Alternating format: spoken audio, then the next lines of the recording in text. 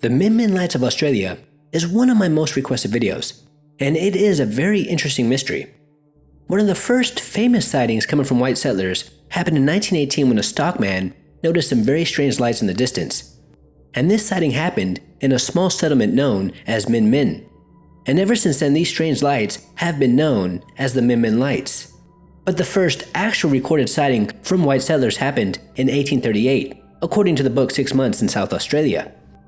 Now, there are so many sightings of these mysterious lights each and every year, making this phenomena famous worldwide. And even some scientists claim that they know what is causing this, and we will get into that a bit later. According to eyewitness accounts, these lights will approach or follow you while you're on foot or driving. And if you shoot at them, they will disappear, but only for a little while, as they are known to return. And it is also believed that if you follow them, you will vanish and never be seen again. And when people come face to face with these lights, they get struck with fear. They are known to bring even the bravest of men to tears. Now, these lights are not just seen in Min Min, they are also seen and reported all throughout Australia. But most of the sightings do seem to happen in or around the state of Queensland. And these sightings do vary, as many say that they had seen the Min Min lights, but they were nothing more than dim lights upon the horizon. Some say that they too had seen these lights, but they were not dim at all. They were extremely bright, and they would also change in color, from white to green to blue to red, just basically any color one could imagine. And some of these sightings, or encounters I should say, are extremely terrifying, as some claim that while they were driving through the outback, these lights would approach them, either from the front or the back, and they would follow them, sometimes for miles, just scaring the crap out of these people, making some believe that they must be some sort of extraterrestrial or unknown craft, as it does seem that they are being controlled by something intelligent.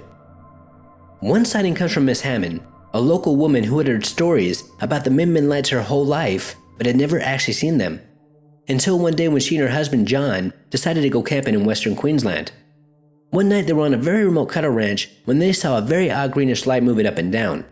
It was really close to them, it couldn't have been more than a mile away, and it appeared to hover just slightly off the ground. And this green light just moved very strangely. Miss Hammond stated that it was silent and very eerie. They had never seen anything like it before, and it kind of freaked them out. And they just stood there staring at this mysterious light until it finally disappeared. And the next day John went to that location to see if he could find any clues. But there was nothing there, and they both came to the conclusion that it must have been the Min Min lights. Another encounter happened when a man was riding his horse back to camp one night, when all of a sudden he saw a very bright light appear out of nowhere. And this light was so bright that his horse started to tremble.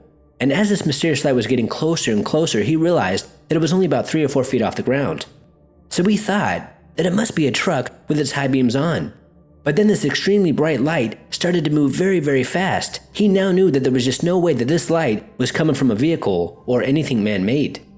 Then this mysterious bright light got behind him, and this man really started to freak out, and he thought that it was following him.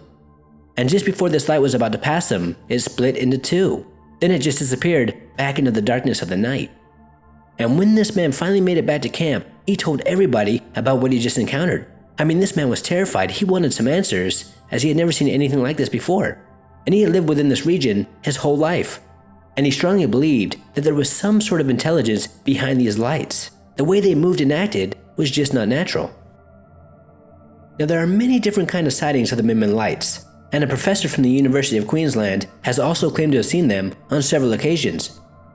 And after doing a lot of research and testing, he believes that the Min Min lights are nothing more than an optical illusion that can occur when the ground is really, really cold. And when these type of conditions are perfect, any light source, natural or man-made, can be seen for hundreds of miles. And I do believe that this can explain some of these sightings, as this theory does appear to be sound. But I don't think that this can explain all of them. I don't think that an optical illusion can explain some of these eyewitness accounts, such as when these lights follow people up close and personal. In order for this optical illusion to work, there has to be some sort of distance. And many people claim that these lights were right there, right in front of them, moving as if something intelligent was behind it. Then they disappear, reappear, split into 2, 3, or 4. And many eyewitnesses even claim that these lights also changed in color. And to me, that kind of sounds like UFO activity, not an optical illusion. So the Min Min lights could be several different things, from an optical illusion to UFOs and maybe even some sort of unknown natural phenomena. Now, I made a video a little while ago that talked about ghost lights or spook lights. and these mysterious lights are constantly seen in certain locations throughout the world, and they appear to be some sort of unknown natural phenomena. So before making this video, I thought that the Min Min lights were going to be another ghost light. But after researching these sightings, I don't think that they are. I think they are something else entirely in regards to the actual up-close and personal sightings.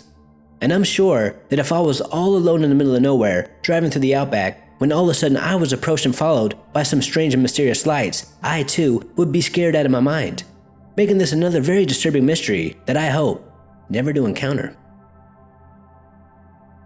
Until next time, this is Paranormal Junkie. Make sure to hit that subscribe button and stay tuned.